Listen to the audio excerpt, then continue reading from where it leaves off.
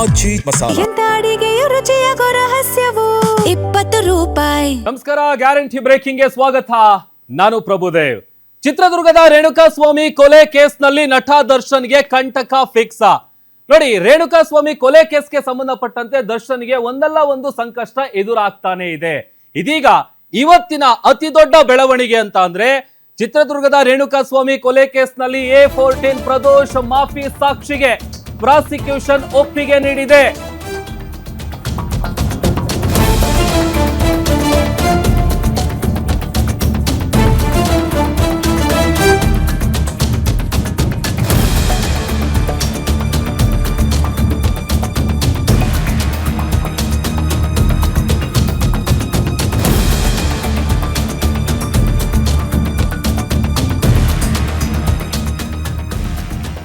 ರೇಣುಕಾಸ್ವಾಮಿ ಕೊಲೆ ಕೇಸ್ಗೆ ಸಂಬಂಧಪಟ್ಟಂತೆ A14 Pradosh ಮಾಫಿ ಸಾಕ್ಷಿಗೆ prosecution ಒಪ್ಪಿಗೆ ನೀಡಿದೆ ಅಂತ ಗೊತ್ತಾಗ್ತಾ ಇದೆ. ಹಾಗಾದ್ರೆ ದರ್ಶನ್ಗೆ ಕಂಟಕ ಎದುರಾಗೋದು ಫಿಕ್ಸಾ? ನೋಡಿ, ಇವತ್ತು ನಡೆದಂತಹ ಅತಿ ದೊಡ್ಡ ಬೆಳವಣಿಗೆ ಇದು. ಮಾಫಿ ಸಾಕ್ಷಿಯಾಗಿ ಪ್ರದೋಷ್ ಅನ್ನ ಪರಿಗಣಿಸುವುದಕ್ಕೆ ಸಮ್ಮತಿ ಸಿಕ್ಕಿದೆ. ಅದು ಕೂಡ ಕೆಲವೊಂದಿಷ್ಟು ಷರತ್ತುಗಳನ್ನ ವಿಧಿಸಿ ಮಾಫಿ ಸಾಕ್ಷಿಗೆ SPP ಅವರು ಒಪ್ಪಿದ್ದಾರೆ. SPP ಪ್ರಸನ್ನ ಕುಮಾರ್ ಅವರಿಂದ ಒಪ್ಪಿಗೆ ಮೆಮೊ ಏನಿದೆ ಅದು ಸಲ್ಲಿಕೆ ಆಗಿದೆ ಅಂತೇಳಿ ತಿಳಿದು ಬರ್ತಾ ಇದೆ. ಈಗ ಸೋಮವಾರಕ್ಕೆ ಆದೇಶವನ್ನ CHH ಕೋರ್ಟ್ ಕಾಯ್ದಿರಿಸಿದೆ. CCH ಕೋರ್ಟ್ ಸೋಮವಾರ ಮಾಫಿ ಸಾಕ್ಷಿ ಬಗ್ಗೆ ಕೋರ್ಟ್ ನಿಂದ ಆದೇಶವನ್ನ ಪ್ರಕಟ ಮಾಡಲಾಗುತ್ತೆ. ಬಿಕಾಸ್ ಇಷ್ಟು ಪ್ರೊಸೀಜರ್ ಆಗೋ ತನಕ ಆತ ಈಗ ಬಂದು ಮಾಫಿ ಸಾಕ್ಷಿಯಾಗಿ ಪರಿಗಣಿಸಿ ಅಂತೇಳಿ ಅರ್ಜಿ ಹಾಕಿದ ನಂತರ ಅದು ಕೋರ್ಟ್ನ ವಿವೇಚನೆಗೆ ಬಿಡಲಾಗತ್ತೆ. ಅದನ್ನ ಒಪ್ಕೊಳ್ಬೇಕಾ ಬೇಡವಾ, ಏನು ಎತ್ತ ಅಂತೇಳಿ. ಬಟ್ ಈಗ ಇಂಥ ಹಂತದಲ್ಲಿ ಆತನಿಗೆ ಮಾಫಿ ಸಾಕ್ಷಿ ಅಂತ ಪರಿಗಣಿಸೋದು ಬೇಡ ಅಂತೇಳಿ ವಾದ ಪ್ರತಿವಾದ ನಡೆದಂತ ಸಂದರ್ಭದಲ್ಲಿ ಎರಡೂ ಕಡೆ ಆಕ್ಷೇಪಗಳು ವ್ಯಕ್ತ ಆಗ್ತಾ ಇತ್ತು. ಇಲ್ಲ, ಆತನನ್ನ ಮಾಫಿ ಸಾಕ್ಷಿಯಾಗಿ ಪರಿಗಣಿಸಬೇಕು ಅಂತ, ಬೇಡ ಅಂತೇಳಿ. ಬಟ್ ಈಗ ವಾದ ಪ್ರತಿವಾದ ಎಲ್ಲ ಆಲಿಸಿದ ನಂತರದಲ್ಲಿ ಸೋಮವಾರ ಮಾಫಿ ಸಾಕ್ಷಿ ಬಗ್ಗೆ ಕೋರ್ಟ್ ನಿಂದ ಮಹತ್ವದ ಆದೇಶ ಪ್ರಕಟಗೊಳ್ಳಲಿದೆ. 59ನೇ CCH ಕೋರ್ಟ್ ನಲ್ಲಿ ನಡೆದಂತಹ ವಾದ ಪ್ರತಿವಾದ ಮುಕ್ತಾಯ ಆಗಿದೆ. ನ್ಯಾಯಾಧೀಶೆ ಸುಜಾತ ಮಡಿವಾಳಪ್ಪ ಸಂಭ್ರಾಣಿ ಅವರಿಂದ ಆದೇಶವನ್ನ ಕಾಯ್ದಿರಿಸಲಾಗಿದೆ. ಮಾಫಿ ಸಾಕ್ಷಿಗೆ ಉಳಿದ ಆರೋಪಿಗಳ ವಾದ ಆಲಿಸಬೇಕಾ ಬೇಡವಾ? ಸೋಮವಾರ ಆದೇಶವನ್ನ ನ್ಯಾಯಾಲಯ ಪ್ರಕಟ ಮಾಡುತ್ತೆ. ಬಿಕಾಸ್ ಯಾಕೆ ಅಂತ ಅಂದ್ರೆ ಈಗ ಆತ ಏನು ಮಾಫಿ ಸಾಕ್ಷಿ ಹೇಳೋದಕ್ಕೆ ಮುಂದೆ ಬಂದಿದ್ದಾನೆ, ಅದಕ್ಕೆ ಸಂಬಂಧಪಟ್ಟಂತೆ ಒಂದಷ್ಟು ವಿಚಾರಗಳಿಗೆ ಸಂಬಂಧಪಟ್ಟಂತೆ ವಾದ ಪ್ರತಿವಾದ ನಡೀತು. ಸೊ ಅಲ್ಲಿಗೆ ದರ್ಶನ್ ಪರ ವಕೀಲರು ಮಾಡಿದಂತ ವಾದ ಏನು, ನಮಗೆ ಪ್ರದೋಷ್ ಅರ್ಜಿ ಪ್ರತಿಯನ್ನ ನೀವು ನೀಡಬೇಕು, ಆತ ಅದರಲ್ಲಿ ಏನು ಉಲ್ಲೇಖ ಮಾಡಿದನ್ ಗೊತ್ತಾಗಬೇಕು, ಅರ್ಜಿ ಸಂಬಂಧ ಆಕ್ಷೇಪಣೆಯನ್ನ ಸಲ್ಲಿಸೋದಕ್ಕೆ ಅದು ಅನುಕೂಲ ಆಗುತ್ತೆ. ಹಾಗಾಗಿ ಇದು ಸಾಕ್ಷಿಗಳ ಕೊರತೆ ಇರುವಂತಹ ಪ್ರಕರಣ ಅಲ್ಲ. ಬಿಕಾಸ್ ಯಾವುದೇ ಒಂದು ಕೇಸ್ನ ನಾವು ತೆಗೆದುಕೊಂಡಂತ ಸಂದರ್ಭದಲ್ಲಿ ಎಲ್ಲಿ ಸಾಕ್ಷಿಗಳ ಕೊರತೆ ಇರುತ್ತೆ ಅಂತಹ ಪ್ರಕರಣಗಳಿಗೆ ಮಾತ್ರ ಮಾಫಿ ಸಾಕ್ಷಿಗೆ ಅವಕಾಶ ಮಾಡಿಕೊಡ್ಲಾಗತ್ತೆ. ಬಟ್ ದರ್ಶನ್ ಅವ್ರ ಕೇಸ್ನಲ್ಲಿ ಹಾಗಿಲ್ಲ. ಸಾಕ್ಷಿಗಳು ಇದೆ, ಎಲ್ಲ ಎವಿಡೆನ್ಸ್ಗಳಿದೆ, ಅದನ್ನೆಲ್ಲ ಇಟ್ಕೊಂಡಿರುವಂತ ಸಂದರ್ಭದಲ್ಲಿ ಈ ಉಳಿದ ಆರೋಪಿಗಳೇನಿದಾರಲ್ಲ ಅವರ ವಾದವನ್ನ ಆಲಿಸಬೇಕಾ ಬೇಡವಾ ಅನ್ನುವಂತ ವಿಚಾರಕ್ಕೆ ಸಂಬಂಧಪಟ್ಟಂತೆ ಸೋಮವಾರ ಆದೇಶವನ್ನ ನ್ಯಾಯಾಲಯ ಪ್ರಕಟ ಮಾಡುತ್ತೆ. ಸೊ ಇದು ಅಲ್ಲಿ ನಡೆದಂತಹ ವಾದ ಪ್ರತಿವಾದ ಯಾವ ರೀತಿಯಾಗಿತ್ತು ಅಂತೇಳಿ ಇದೆಲ್ಲ ಆಲಿಸಿದ ನಂತರದಲ್ಲಿ ಕೆಲವೊಂದಷ್ಟು ಷರತ್ತುಗಳನ್ನು ಕೂಡ ವಿಧಿಸಲಾಗಿದೆ. SPP ಪ್ರಸನ್ನ ಕುಮಾರ್ ಅವರಿಂದ ಒಪ್ಪಿಗೆಯ ಮೆಮೊವನ್ನು ಕೂಡ ಸಲ್ಲಿಕೆ ಮಾಡಲಾಗಿದೆ. ಈಗ ಸೋಮವಾರ ಆದೇಶ ಪ್ರಕಟ ಆಗತ್ತೆ. A14 ಆಗಿರುವಂತಹ ಪ್ರದೋಷ್ ಈ ಒಂದು ಕೇಸ್ನಲ್ಲಿ ಆತನ ಕೈವಾಡ ಕೂಡ ಇದೆ. ಆ ಹಣ ಕೊಟ್ಟಿದ್ದಂತ ಇಸ್ಕೊಂಡಿದ್ದಾಗಿರ್ಬೋದು, ಜೊತೆಗೆ ಅದನ್ನ ಎಲ್ರಿಗೂ ಹಂಚೋದಕ್ಕಾತ ಯಾವ ರೀತಿಯಾಗಿ ಈ ಒಂದು ಕೇಸ್ನಲ್ಲಿ ಆತನ ಪಾತ್ರ ಏನು ಎಲ್ಲವೂ ಕೂಡ ಗೊತ್ತಾಗುತ್ತೆ.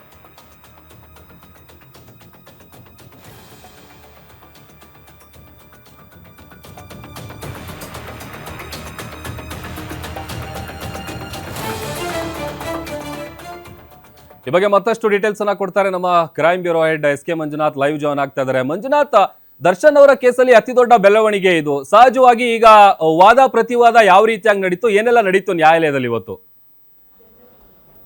ಪ್ರಭು ರೇಣುಕಾಸ್ವಾಮಿ ಕೊಲೆ ಪ್ರಕರಣದಲ್ಲಿ ಇವತ್ತು ಬೆಳಗ್ಗೆ ಯಾರು ಊಹಿಸಲಾಗದಂಥ ಕೆಲವೊಂದು ಬೆಳವಣಿಗೆಗಳಾಗಿರ್ತಕ್ಕಂಥದ್ದು. ಆ ಬೆಳವಣಿಗೆಗಳನ್ನು ಕಂಡು ಜೈಲಿನಲ್ಲಿರ್ತಕ್ಕಂಥ ಪ್ರಮುಖ ಆರೋಪಿಗಳಾದಂಥ ಪವಿತ್ರ ಗೌಡ, ದರ್ಶನ್ ಸೇರಿದಂತೆ ಇತರೆ ಆರೋಪಿಗಳೆಲ್ಲರಿಗೂ ಸಹ ಒಂದು ರೀತಿಯಾಗಿ ಆತಂಕ ಹೆಚ್ಚಾಗಿದೆ ಅಂತ ಹೇಳಿದ್ರೆ ತಪ್ಪಾಗಲಿಕ್ಕಿಲ್ಲ. ಹೀಗಾಗಿ ಈ ಹಿಂದೆ ಅಂದರೆ ಜಾಮೀನು ಅರ್ಜಿ ವಿಚಾರಣೆಗೆ ಸಂಬಂಧಪಟ್ಟಂತೆ ಹಿನ್ನಡೆಯನ್ನು ಅನುಭವಿಸಿದಂಥ ದರ್ಶನ್ ಆ್ಯಂಡ್ ಗ್ಯಾಂಗ್ಗೆ ಇವತ್ತು ಅವರ ಜೊತೆಯಲ್ಲೇ ಇರ್ತಕ್ಕಂಥ ಅವರ ಅತ್ಯಾಪ್ತನಾಗಿರ್ತಕ್ಕಂಥ ಒಬ್ಬ ಆರೋಪಿ, ಅದು ಪ್ರದೋಷ್, ಆತ ನಿನ್ನೆ ನಡೆದಂಥ ಕೋರ್ಟ್ ಕಲಾಪ ಸಂದರ್ಭದಲ್ಲಿ ನಾನು ಈ ಪ್ರಕರಣದಲ್ಲಿ ಮಾಫಿ ಸಾಕ್ಷಿಯನ್ನಾಗ್ತೇನೆ, ನಾನು ಸಲ್ಲಿಸಿರ್ತಕ್ಕಂಥ ಅರ್ಜಿಯನ್ನು ಪುರಸ್ಕರಿಸಬೇಕು ಅಂತಕ್ಕಂಥ ಒಂದು ಮನವಿಯನ್ನು ಮಾಡಿ ಅರ್ಜಿಯನ್ನು ಸಲ್ಲಿಸಿದ್ರು. ಆ ಅರ್ಜಿ ಇವತ್ತು ಬೆಳಗ್ಗೆ ಏನು ಕೋರ್ಟ್ ಆರಂಭವಾದಂಥ ಮೊದಲ ಸೆಷನ್ನಲ್ಲಿ ವಿಚಾರಣೆಯನ್ನು ಕೈಗೆತ್ತಿಕೊಂಡಿದ್ರು. ಆರಂಭದಲ್ಲಿ ಏನು ವಿಡಿಯೋ ಕಾನ್ಫರೆನ್ಸ್ ಮುಖಾಂತರ ಜೈಲಿನಿಂದ ಕೋರ್ಟ್ ವಿಚಾರಣೆಗೆ ಹಾಜರಾದಂಥ ಪ್ರದೋಷ್ ಮತ್ತು ದರ್ಶನ್ ಗ್ಯಾಂಗ್ ಏನಿತ್ತು ಅದರ ನಡುವೆ ನ್ಯಾಯಾಧೀಶರ ಬಳಿ ಮನವಿಯನ್ನು ಮಾಡಿದಂಥ ಪ್ರದೋಷ್ ಈ ಪ್ರಕರಣದಲ್ಲಿ ನಾನು ಮಾಫಿ ಸಾಕ್ಷಿ ಆಗ್ತೇನೆ ಅಂತಕ್ಕಂಥ ಒಂದು ಮನವಿಯನ್ನು ಮಾಡಿಕೊಂಡು, ಜೊತೆಗೆ ದರ್ಶನ್ ಜೊತೆ ನಾನು ಇರೋದಕ್ಕೆ ಆಗೋದಿಲ್ಲ, ಇವರ ಜೊತೆ ಇರೋದಕ್ಕೆ ನನಗೆ ಆತಂಕ ಆಗ್ತಾ ಇದೆ, ನನ್ನನ್ನು ಬೇರೆ ಸೆಲ್ಗೆ ವರ್ಗಾವಣೆ ಮಾಡಬೇಕು ಅಂತಕ್ಕಂಥ ಮತ್ತೊಂದು ಮನವಿಯನ್ನು ಸಹ ಇದೇ ಪ್ರದೋಷ್ ಮಾಡಿಕೊಂಡಿದ್ರು.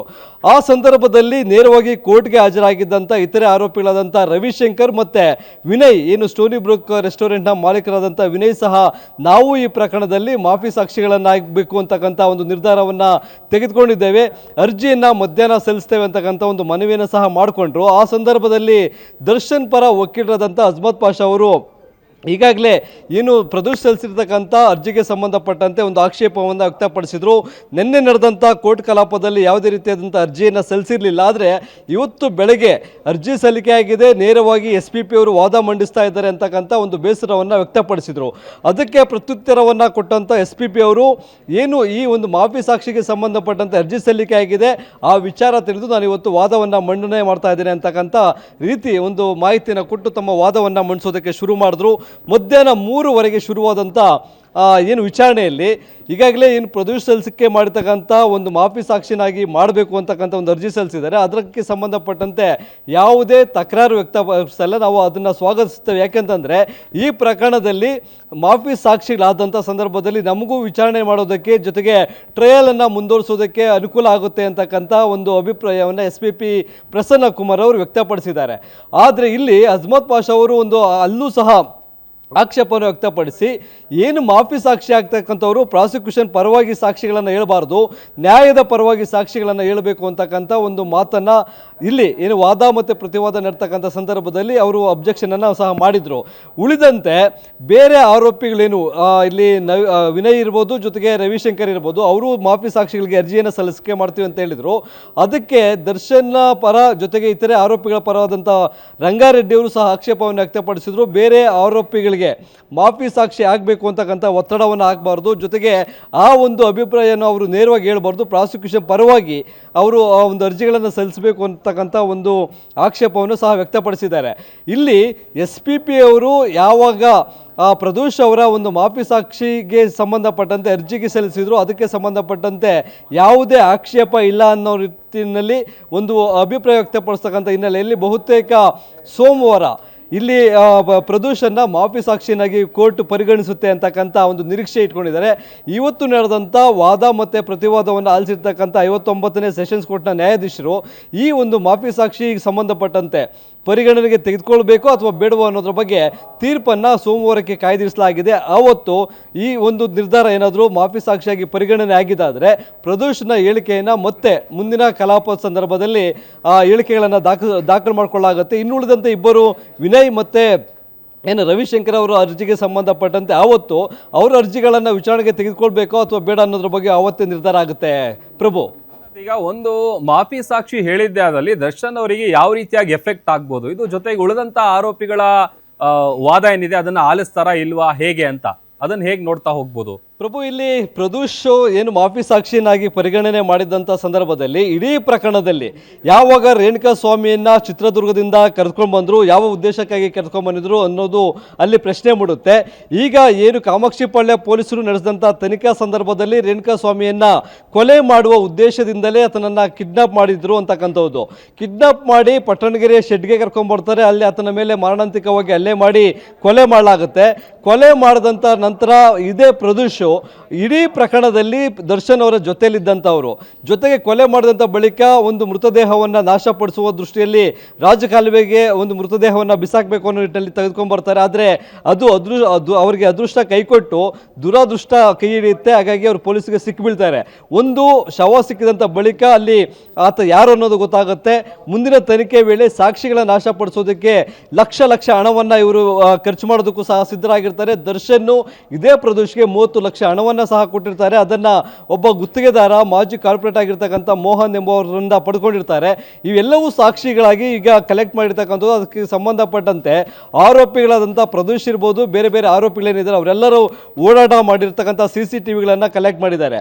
ನೀವು ಹೇಳಿದಂಥ ಪ್ರಶ್ನೆಗೆ ಇಲ್ಲಿ ಪ್ರದೋಷ್ ಏನಾದರೂ ಅಪ್ರೂವರ್ ಆಗಿ ಅವರ ಹೇಳಿಕೆಯನ್ನು ಕೊಟ್ಟರೆ ದರ್ಶನ್ಗೆ ಸಂಕಷ್ಟ ಎದುರಾಗುತ್ತಾ ಅಂತಕ್ಕಂಥ ಪ್ರಶ್ನೆಗೆ ಇಲ್ಲಿ ಕೇವಲ ಪ್ರದೋಷ್ ಹೇಳಿಕೆಯನ್ನು ಮಾತ್ರ ಕೋರ್ಟ್ ಪರಿಗಣನೆಗೆ ತೆಗೆದುಕೊಳ್ಳೋದಿಲ್ಲ.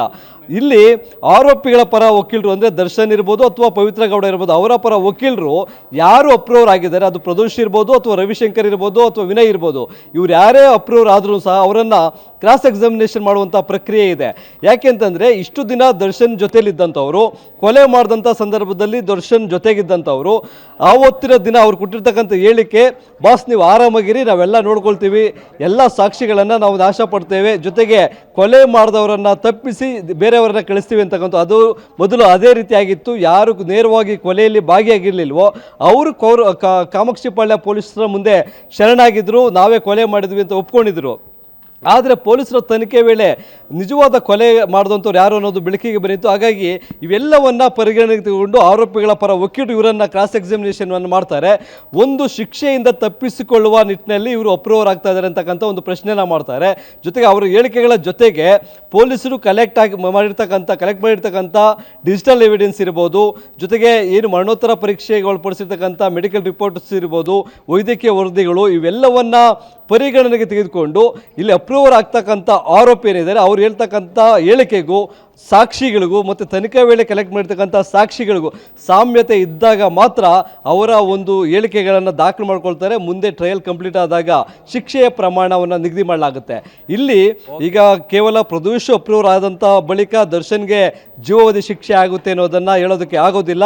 ಅದಕ್ಕೆ ಪೂರಕವಾದಂಥ ಸಾಕ್ಷಿಗಳನ್ನು ಒದಗಿಸುವಂಥ ಕೆಲಸ ಪ್ರಾಸಿಕ್ಯೂಷನ್ ಮಾಡಬೇಕಾಗುತ್ತೆ. ಪ್ರಭು, ಓಕೆ, ಥ್ಯಾಂಕ್ ಯು ಮಂಜುನಾಥ್, ಇವೆಲ್ಲ ಡೀಟೇಲ್ಸ್ಗಾಗಿ.